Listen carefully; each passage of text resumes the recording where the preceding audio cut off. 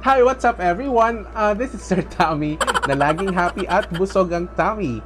Ang pag-uusapan natin ngayon ay kakaiba naman. Paano ka ba mag-apply online? Kunwari, naghahanap ka ng trabaho pero parang ang hirap-hirap. Mahirap nga ba talaga? Ito ang sagot dyan.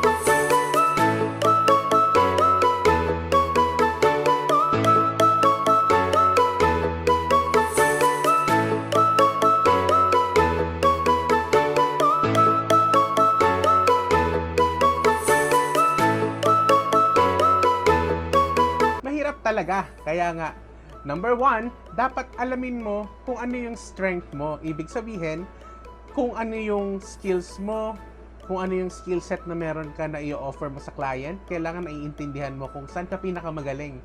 Kasi doon importante yun. Magsisimula ka kung anong kaya mo. Mahirap yung dahil uso yung graphic design pero you don't have experience or knowledge about it, agad-agad doon ka mag-a-apply, hindi ka talaga agad-agad makukuha. So, go to something na strength mo.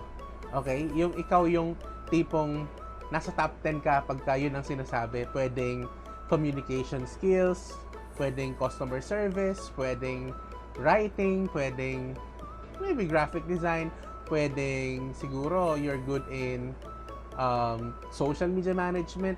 Lahat ng kung saan ka magaling at may experience, ilabas mo yung strength mo muna. Pangalawa, alamin mo din kung ano yung weakness o kahinaan mo.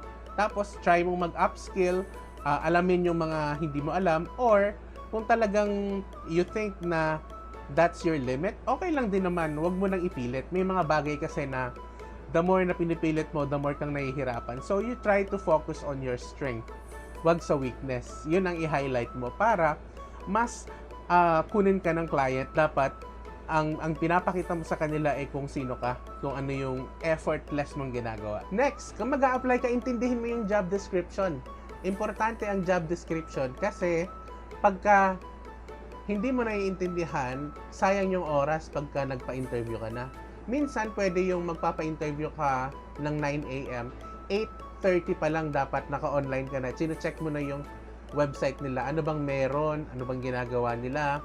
Ano bang maitutulong mo sa kanila? Kasi ang mga kumpanya, pag ini-interview ka nila, lalo na ng mga HR, ang hinahanap nila ay kung anong mai-offer mo sa kanila to add value, kumbaga.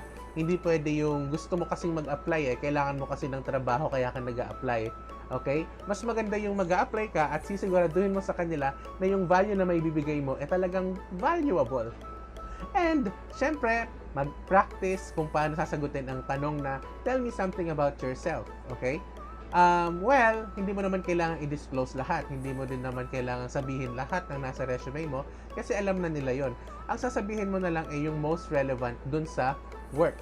Okay? Tapos, hindi naman kailangan more than 2 minutes. Masyado nang boring yon. Kasi, kung ganun pala, wala nang tatanong sa'yo yung HR. So, does that make sense? Diba? Mas maganda pa din na pag nagtanong sila, wala dun sa sinabi mo kasi interested sila to know you more. Mas maganda din yun, at least na-express mo kung ano yung gusto nilang hanapin sa'yo. Kesa yung sasabihin mo na lahat, ang ending, ayaw ka na nilang kausap. Sisiguraduhin mong nasa tama kang website kung mag-a-apply ka, kagaya ng Upwork, onlinejobs.ph, Fiverr, freelancer.com, Indeed, okay? So, sir, meron bang mga ano dyan, nangi-scam pa rin? Mangilan-ngilan meron pa rin kasi nakakalusot sila talaga Minsan, tama naman, nagpo-post sila with payment, with advertisement, binabayaran nila yon. But it doesn't mean ikaw 100% babayaran ka nila. So, kagaya nga nung mga nakaraang videos ko na sinabi ko sa inyo na i-check nyo yung mga bagay na yun para sigurado na tayo ay mababayaran.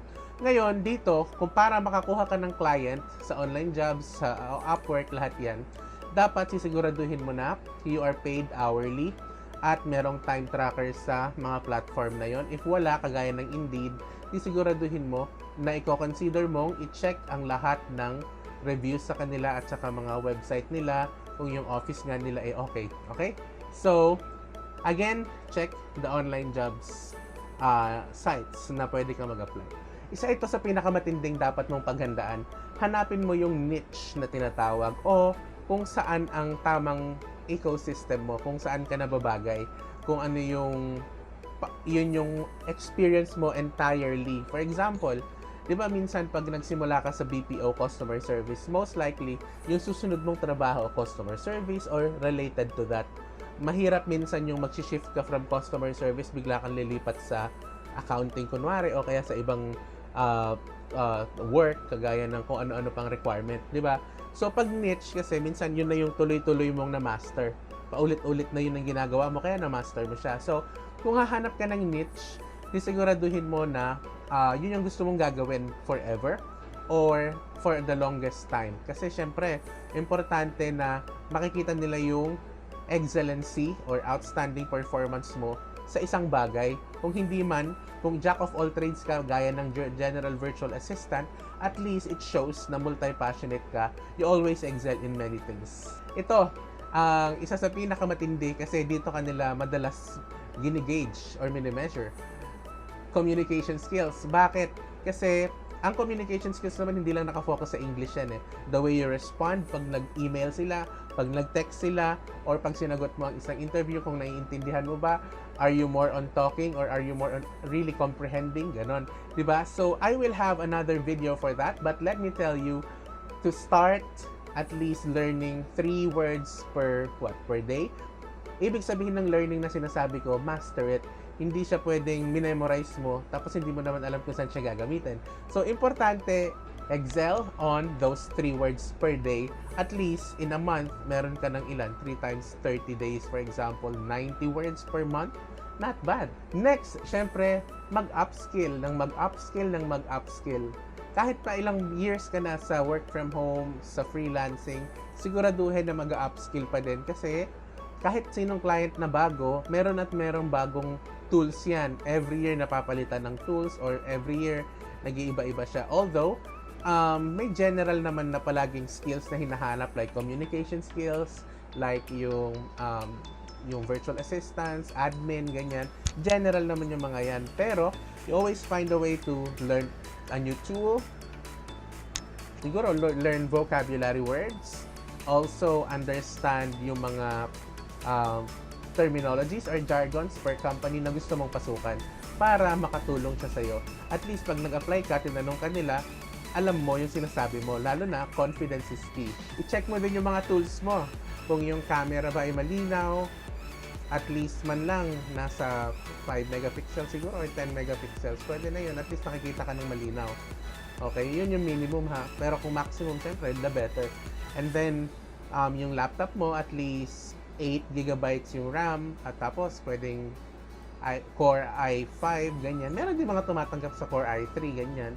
AMD Ryzen 5, mga ganda na yan, pwede na yan. Okay, pwede kang magsimula sa ganyan. And then, kung meron kang widescreen, okay din yun kung hinahanap nila. And then, if you're a graphic designer and you want to work in a tablet, di ba nabanggit ko rin sa nakaraan na invest on a good kind of tablet. Siguraduhin mo rin ang headset mo, pwedeng noise cancelling. Kasi mura na ngayon ang mga noise cancelling kumpara dati.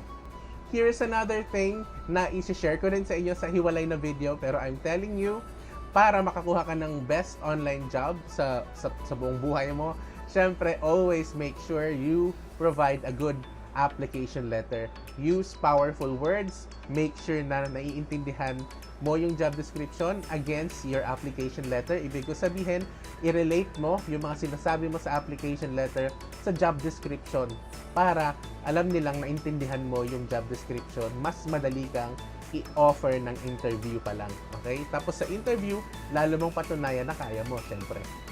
Yun ang ilan sa mga hinahanap ng mga employer. Okay? Para mas madaling makakuha ng online job, sisiguraduhin mo meron ka nung mga yon at tapos i-enhance mo ng i-enhance everyday until you get a lot of good clients. Mapa anong niche man yan. Okay? So I hope it helps.